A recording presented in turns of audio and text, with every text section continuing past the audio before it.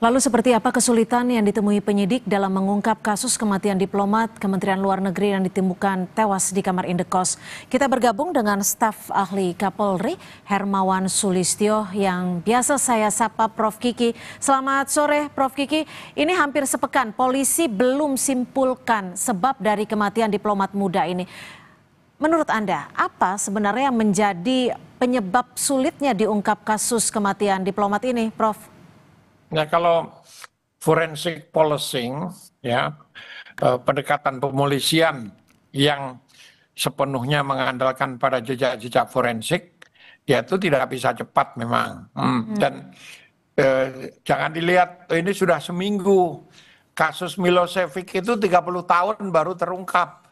Jadi nggak ada kejahatan yang kemudian hari ini dilakukan terus semuanya besok terbongkar gitu. Nah, saya kira polisi hati-hati karena apa? Ini diplomat. Kalau yang mati Hermawan Sulistyo gitu gampang. Temennya siapa, musuhnya siapa, comot selesai. Nah, diplomat punya implikasi berita yang meluas di dunia karena di jaringan diplomasi itu kan ada kekebalan hukum bagi diplomat. Jadi kalau diplomat asing di Indonesia itu dia nggak tunduk pada hukum Indonesia. Kalau dia melakukan pelanggaran hukum itu tinggal dibalikin, dideportasi kembali. Jadi Anda mau menyebut bahwa ada kesulitan yang lebih kompleks ketika di sini yang meninggal adalah seorang diplomat. Dan apakah ini bisa dikaitkan dengan latar belakang pekerjaan korban, kasus-kasusnya yang sempat ditangani?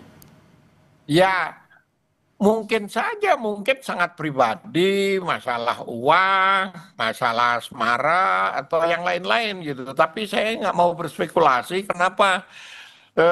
Karena itu nyangkut orang-orang yang masih hidup, yang keluarga dekatnya, misalnya istrinya, anak-anaknya. Kalau kita salah analisa, itu terjadi viktimisasi. Victimization itu kalau korban sudah meninggal, dia tidak bisa membela diri, lalu dipersalahkan. Ya. Dipersalahkan, itu namanya viktimisasi. Jadi biarkan orang baru seminggu juga kan pengumpulan data itu tidak mudah juga itu. Ya. Apalagi kalau kita hanya semata-mata mengandalkan jejak forensik gitu. Ya, Prof. Kiki, ini kan kalau dilihat rekaman CCTV sudah ada beberapa potongan mulai dari pukul 00 hingga pukul 07 ketika jasad dari Arya Daru ini ditemukan. Menurut Anda ini sebenarnya masih ada CCTV yang belum diungkap atau ini sebenarnya sudah semua yang disampaikan kepada publik? Ya kan kalau kompleks seperti itu kan ada orang-orang yang masang CCTV sendiri, tetangganya segala macam, yang kemungkinan nanti akan muncul atau tidak karena banyak faktor lain. Itu seperti kasusnya Sambo. Ternyata tetangga-tetangganya punya CCTV, jadi tidak bisa diamankan oleh timnya Sambo. Dan itulah yang membongkar banyak rahasianya. Nah, sekarang apakah tetangganya punya? Ya kita kan belum tahu, masih dicari, masih ini. Yang pasti kalau lihat data sementara, tidak mungkin ini bunuh diri dan tidak mungkin tanpa orang lain karena kepalanya dilakban. Kalau dia mati duluan, emang bisa dia melakban kepalanya? Kan nggak bisa. Jadi pasti ada orang lain yang melakukan itu. Pertanyaan berikutnya adalah lakban itu dilakukan setelah dia mati atau sewaktu masih hidup sehingga membuat kematian. Oke, nah dugaan Anda kalau memang ini disebut ada pihak lain yang melakukan ataupun melakban dari Arya Daru, bagaimana memulai untuk menyelidiki siapa pihak tersebut? Apakah dari otopsi bisa diungkap? Ya, harus bisa dan pasti bisa gitu. Cuman kan polisi ngitung dulu respon kalau diumumkan 100% sekarang gitu. Bagaimana respon dunia diplomasi internasional gitu.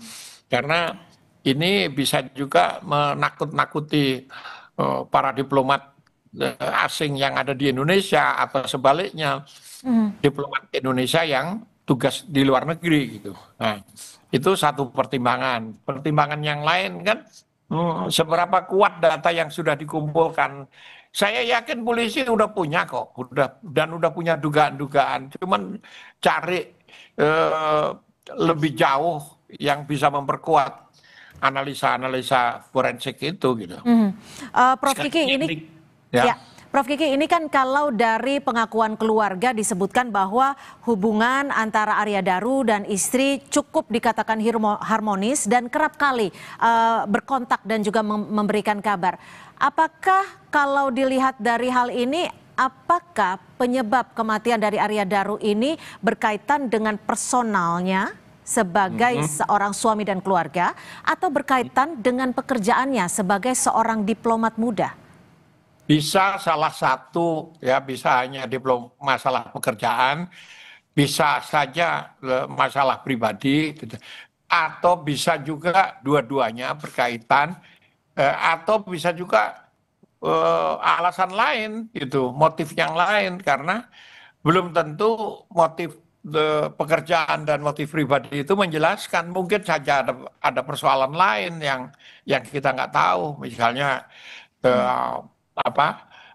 Ini contoh orang berspekulasi aja bahwa ada kemungkinan masalah pinjaman uang, misalnya ke temannya, terus ada dibunuh oleh ke orang-orang suruhan pinjol atau suruhan orang yang dia pinjamin.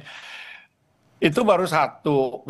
Juga yang lain karena kalau kita lihat di jaringan internasional yang berkaitan dengan tugas Oke, kepolisian oke. Myanmar salah Ya. satu yang kritis. Gitu. Ya, Prof Kiki terakhir singkat saja, kalau Anda menyebut sebenarnya polisi saat ini sudah memiliki data yang lengkap dan siap diumumkan, seberapa urgensi sebenarnya pengumuman ini disampaikan kepada publik? Ya sebenarnya kalau menurut saya ini kan kasus biasa aja, nggak nggak urgent juga, nggak penting-penting juga, diumumin 10 tahun lagi juga nggak masalah gitu kan. Yang penting polisi apakah melakukan pekerjaannya dengan profesional, dengan baik gitu, atau tidak. Itu lebih penting daripada kecepatan untuk mengumumkan keluar. Kan polisi tidak bertanggung jawab pada publik. Dia secara moral dia bertanggung jawab pada publik, tapi kan dia tidak perlu menjelaskan seluruh proses forensik ke ruang publik gitu. Ya, Publik nggak ngerti juga gitu. baik. Terima kasih Prof Kiki, staf ahli Oh, Kapolri sudah memberikan perspektif di Kompas Petang hari ini. Selamat sore, Prof. selamat sore.